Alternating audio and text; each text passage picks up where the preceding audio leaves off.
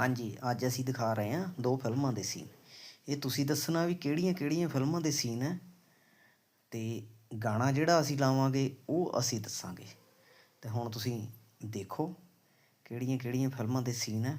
2 ਫਿਲਮਾਂ ਦੇ ਸੀਨ ਹੈ ਅਤੇ ਸਾਨੂੰ ਚੰਗਾ ਲੱਗਿਆ। ਅਸੀਂ ਨਾਲੇ ਤੁਸੀਂ ਕਮੈਂਟ ਕਰਕੇ ਜ਼ਰੂਰ ਦੱਸਿਓ ਵੀ ਕਿਸ ਤਰ੍ਹਾਂ ਦੀ ਸਾਡੀ ਐਡੀਟਿੰਗ ਲੱਗੀ ਅਤੇ ਵੀ ਅਸੀਂ ਕਿਸ ਤਰ੍ਹਾਂ ਇਹ ਕੰਮ ਕੀਤਾ। ਵੀ ਜੇਕਰ ਤੁਹਾਨੂੰ ਸਹੀ ਲੱਗਿਆ ਤਾਂ ਸਾਨੂੰ ਜ਼ਰੂਰ ਦੱਸਿਓ।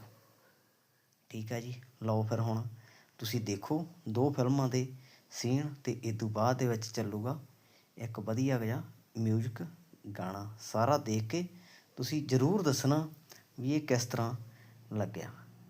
ਠੀਕ ਹੈ ਜੀ, ਹੁਣ ਅਸੀਂ ਚਲਾਉਣ ਲੱਗੇ ਹਾਂ ਜੀ ਮਿਊਜ਼ਿਕ ਅਤੇ ਚੈਨਲ ਨੂੰ ਫੋਲੋ ਜ਼ਰੂਰ ਕਰ ਲਿਓ।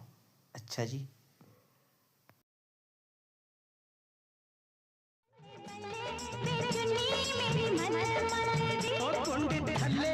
दुपट्टे विच अग बलदी कुंड थल्ले दुपट्टे विच अग बलदी